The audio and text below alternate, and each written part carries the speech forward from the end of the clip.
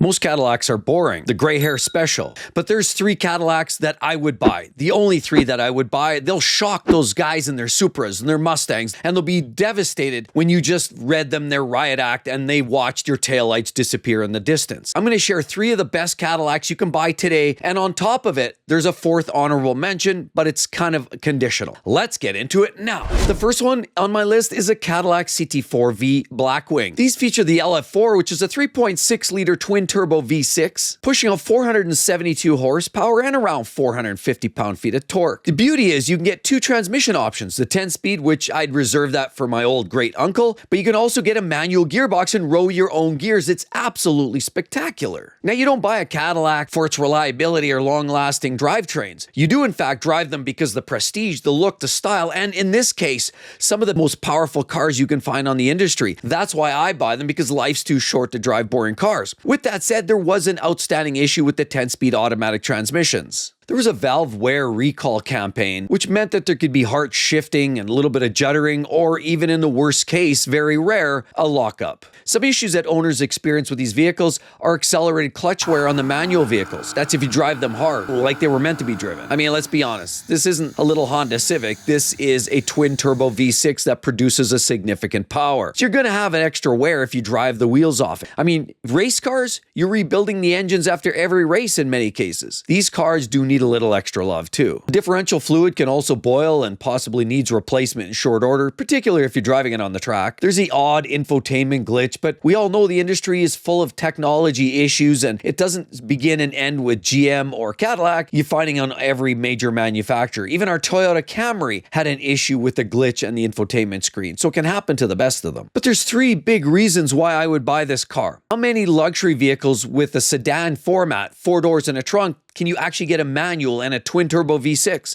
With everybody going with these little 4-cylinder engines and hybrid drivetrains, where's all the fun cars? To top it off, you can even get a manual gearbox. In many cases, people almost comment and call these the M3 killer. That's right, BMW makes a great car, the M3s and M4s, and I absolutely adore those cars. But this car absolutely produces enough power and performance to give those a run for their money. It also has a type of chassis that's very well balanced. Smaller footprint, rear-wheel drive bias, and of course, it just means it's one of the most exciting thrill rides you can possibly imagine. Picture a Corvette with 4 doors? Well, this is almost what you're driving here. But you know what? You can use it every day. It's easy to live with. You've got trunks and lots of room for your friends and family to park in the back. You also have the manual gearbox, and when you really want to light it up, you can show those guys in the Mustangs and old school Camaros who's the real boss. That's right. The CT4V Blackwing is definitely that car I would strongly give a look to. With all of the performance attributes, the fun, the frivolity, and the fact that there's very few cars like this on the market, this is definitely one of those cars. It also happens to be a reasonable level of reliability. I mean, it lasts as long as you don't abuse it and wreck it. If you drive it mildly with the odd spurt, hit the odd freeway on-ramp, this vehicle is going to last you 150, 200,000 miles all day long, and you're going to have fun every single mile of the way. Another Cadillac I would buy would be the CT5V Blackwing. Now that we're talking about the mid-tier version, the 3-liter twin-turbo V6, called the LGY, which produces 360 horse and about 405 pound-feet of torque and twist. The only drawback is it does feature a 10-speed auto only. You can't get a manual, but it is a pretty exciting car, and it looks great too. I love the style of these vehicles, and it feels sporty. You know, whenever you're driving around in, say, a 5 Series BMW, you sort of have that elevated feeling of importance. Same with an E-Class Benz. You just feel like it's a little bit more special. Well, that's what the CT5 does for me as well. The only drawback is it doesn't have quite the fire-breathing power that the first car has, the CT4V Blackwing, but fret not. We'll get into the details because the last car is absolutely the beast. Now, there were some drawbacks like that 10-speed automatic transmission, around 2020, 2021, where they had harsh potential lockups, drivability issues, but there was a recall addressing that. So if you're buying something a little bit later, you're probably likely out of the woods. There was also an infotainment lag. Everybody knew about the GM infotainment issues. I mean, the Google system later on helped things a little bit,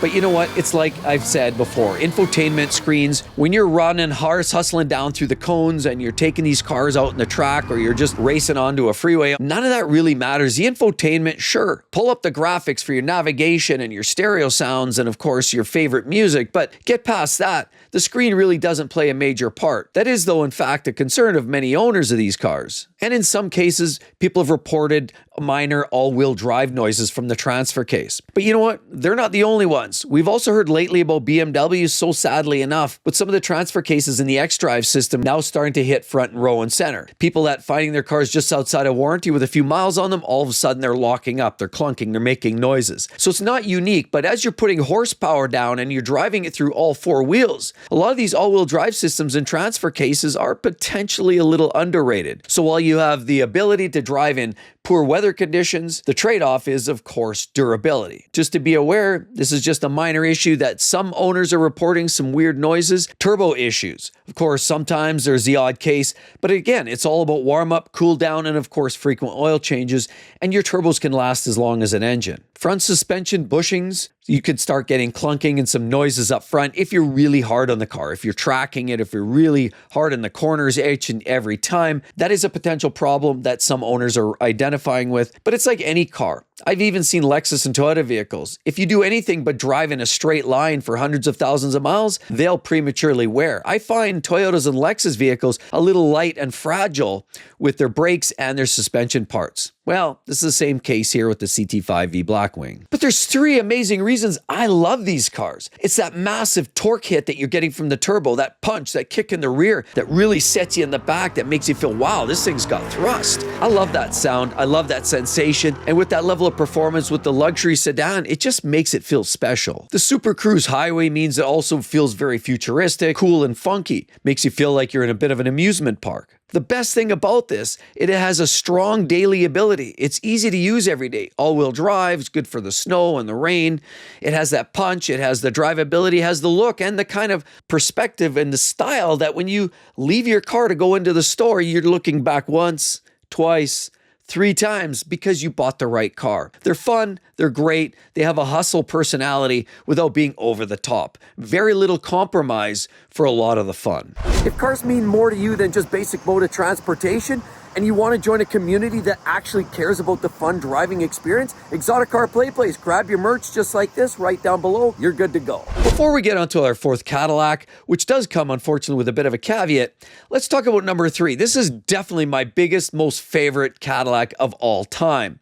It comes with such an immense amount of punch, torque, you'd be absolutely shocked every time you punch it and it'll shake your brains loose because these have so much performance. What we're talking about is the CT5V Blackwing Supercharged version that produces huge power. Because with that, you get the 6.2 liter supercharged V8 engine that produces over 660 horsepower and almost 660 pound-feet of twist. Best thing about this car, you can get a 6-speed manual gearbox. This is a damn Corvette. This has all the performance you're going to expect from a Z06, but with none of the drawbacks. You get trunks. You get seating space in the back. You get the style and the looks and the performance without worrying about having to get special insurance or drawing a crowd. You can literally have your cake and eat it too. Pulling gears, sucking gas, hauling ass. This does everything. I love this car immensely. And the beauty is, there's really no significant issues. Recalls, I don't believe there's any of those. A little bit of overheating if you're driving the car extensively on a track. It starts to bear down and the heating system might be slightly underrated. Clutches,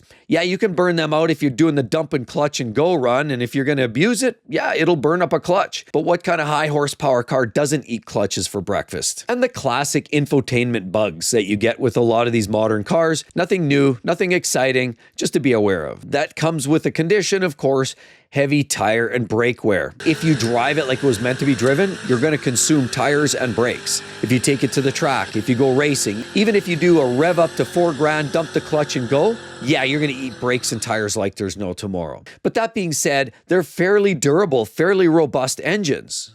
How many super saloons or super sedans can you possibly find today with a manual gearbox with this level of thrust and performance? Virtually none. That's why with that level of brute force, that style, that immense level of luxury and fitment, I just can't resist. These 3 Cadillacs are definitely high on my list. You know me, I'm not huge on the X series. I don't love SUVs all that much. I've always loved cars because they bring more of a driving dynamic to the true driving enthusiast. That being said, I did promise you a 4th Cadillac that could potentially make the list. It's not amazing because there have been issues and caveats with that particular vehicle. Everybody loved the Cadillac Escalade. Either the 6.2, which is a torquey engine The drawback, of course, is they've had nothing but problems. The L87, of course, is part of a major recall with hundreds of thousands of engines that are on the chopping block for replacement because of crank issues and bearings. So that's a big caveat. The other unfortunate part is, sure, you can get a 3-liter diesel engine. The problem with that, of course, there's the infamous timing belt. Means transmission coming out, and there's some expensive repairs and maintenance that go with that. But once a warranty runs out, that's where I'd prefer not to own one of these current Escalades. I love them brand new, and that's where the caveat comes in. Any Escalade is amazing. If you're going to lease it or the plan is to trade it in after 3 or 4 years, you're good to go. But because it's such a heavy dose of durability issues, I would likely just avoid them altogether. Those are the only 3 Caddies I would currently buy. Let me know in the comment section below if those are on your list as well. And again, as always, check those videos. More recommendations of some great luxury cars. You're going to love those. Hope to see each and every one of you real soon. Everybody have a lovely day. Talk to you then. Bye-bye.